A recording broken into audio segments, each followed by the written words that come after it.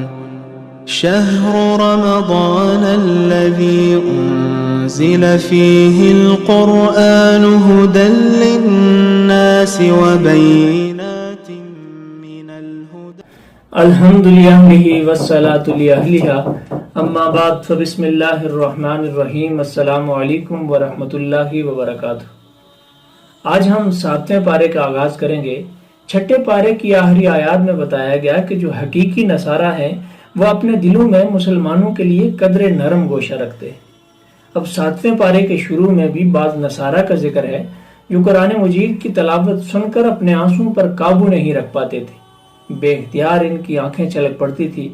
یہ آیت حبشہ کے اور نصارہ کے بارے میں نازل ہوئی کہ جن کے ملک میں مسلمان ہجرت کر کے گئے تھے۔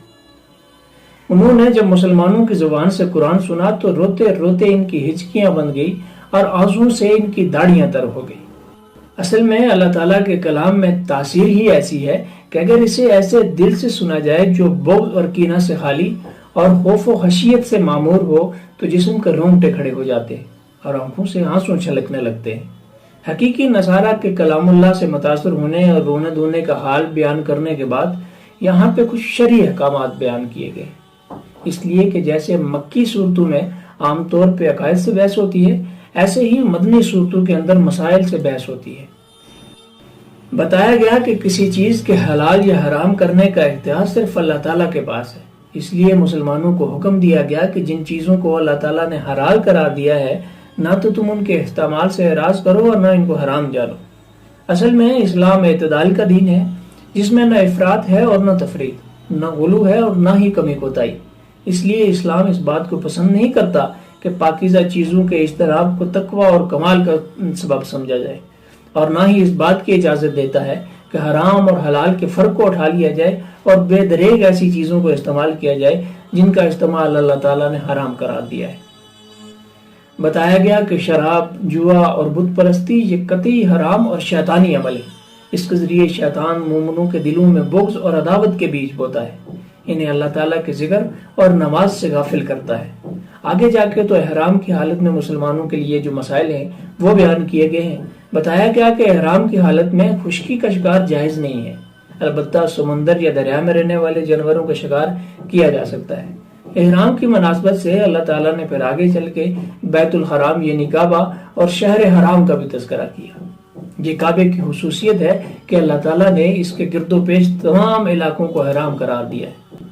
آگے چل کے تو وصیت کے حوالے سے بات ہوتی ہے۔ جب کسی انسان کو موت کی آہٹ محسوس ہونے لگے تو اسے چاہیے کہ وہ قابل وصیت امور کے اندر وصیت کر دے۔ اس وصیت میں 2 قابل اعتماد شخصوں کو گواہ بھی بنا دے تاکہ کل کلا اگر اختلاف ہوتا ہے تو ان لوگوں کی گواہی کی روشنی میں فیصلہ کیا جا سکے۔ حلال اور حرام کے ان مسائل کے بعد قیامت کی منظر کشی بیان کی گئی ہے، جب تمام رسولوں کو جمع کیا جائے گا اور ان سے سوال کیا جائے گا کہ جب تم میرے بندوں کے پاس میرا پیغام لے کے گئے تھے تو تمہیں کیا جواب ملا تھا۔ انبیاء علیہ السلام کے ساتھ سوال جواب کے تناظر میں حضرت مسیح کا قصہ خاص طور پر اور تفصیل کے ساتھ ذکر کیا گیا ہے، جس میں بتایا گیا ہے کہ اللہ تعالیٰ قیامت کے دن حضرت عیسیٰ علیہ السلام کو اپنے انعامات گنوائے گا۔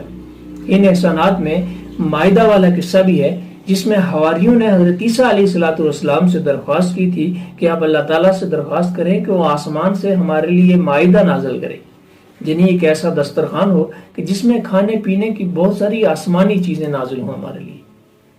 اسی قصے کی مناسبت سے اس سورت کا نام سورہ مائدہ رکھا گیا۔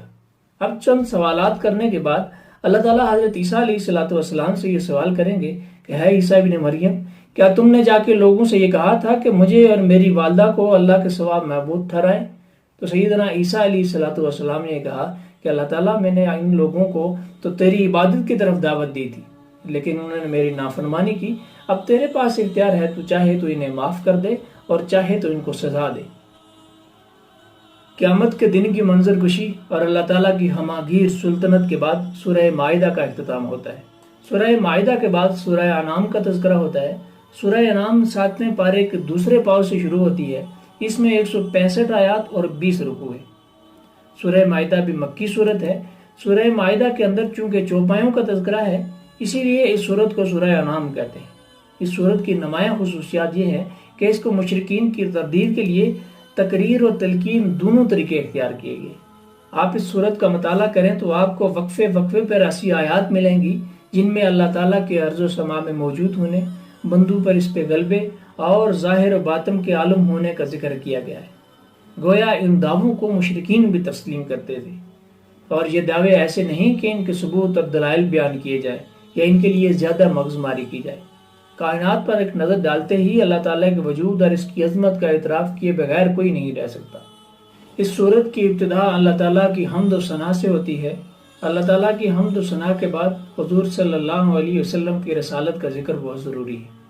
منکرین کی یہ عادت تھی کہ وہ رسول اللہ صلی اللہ علیہ وسلم جو بھی براہین اور دلائل بیان کرتے، ان سے اعراض کرتے اور کہتے کہ اگر یہ نبی ہے تو اس پہ اللہ تعالیٰ نے فرشتہ کیوں نہیں اتارا۔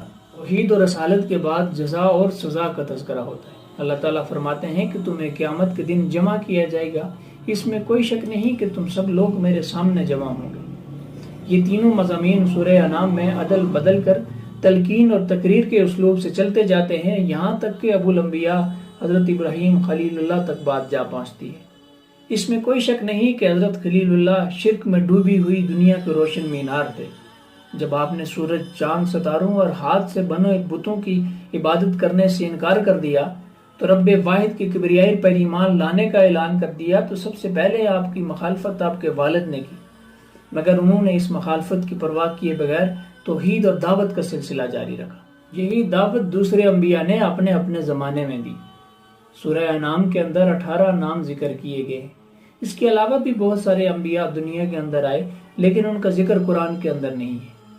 وحی اور نبوت کے بعد دوبارہ ایسے دلائل ذکر کیے گئے ہیں جو خالق کائنات کے وجود، اس کے علم و قدرت، حکمت اور کمال پر دلالت کرتے ہیں۔ ان دلائل سے اس طرح متوجہ کیا گیا ہے مقصود اصلی اللہ تعالیٰ کی ذات اور اس کے افعال اور معرفت ہے، لیکن مکہ کے کفار ان دلائل پر تو غور نہیں کرتے، البتہ مختلف قسم کے معجزات کا مطالبہ کرتے تھے۔ اگر فلاں معجزہ ہو گیا تو ہم ایمان لے آئیں گے، اگر فلاں معجزہ ہو گیا تو ہم ایمان لے آئیں گے۔ اللہ تعالیٰ فرماتے ہیں کہ یہ ان کے زبانی جمع خرچ ہے۔ حقیقت یہ ہے کہ صاحب طلب معجزے کا مطالبہ نہیں کرتا، وہ جب نظر اٹھاتا ہے اللہ تعالیٰ کے وجود اور قدرت کی نشانیاں واضح دکھائی دیتی ہیں۔ اس کائنات پہ کافر بھی نظر ڈالتا ہے اور اس کائنات پہ مومن بھی نظر ڈالتا ہے، لیکن دونوں کی نظریں ڈالنے میں زمین اور آسمان کا فرق ہے۔ کافر دیکھتا ہے تو اسے پوری کائنات مادی اسباب میں جکڑی ہوئی نظر آتی ہے، لیکن جب ایک مسلمان اس پہ نظر ڈالتا ہے اسے ہر مرحلے میں قدرت کار فرما نظر آتی ہے۔ اس لیے زمین سے اگنے والی مختلف چیزوں اور پھلوں کا ذکر کیا گیا ہے۔ فرمایا کہ یہ چیزیں جب پھیلتی ہیں تو پھلوں پر، جب یہ پکتی ہے تو ان کے پکنے پر نظر رکھو۔ ان میں ان لوگوں کے لیے جو ایمان لاتے ہیں اللہ تعالیٰ کی قدرت کی بہت ساری نشانیاں ہیں۔ اسی پر 7ویں پارے کا اختتام ہوتا ہے۔ اللہ رب العزت سے دعا ہے کہ اللہ تعالیٰ ہمیں قرآن مقدس کو سمجھنے اور اس پر عمل کرنے کی توفیق عطا فرمائے۔ السلام علیکم ورحمۃ اللہ وبرکاتہ۔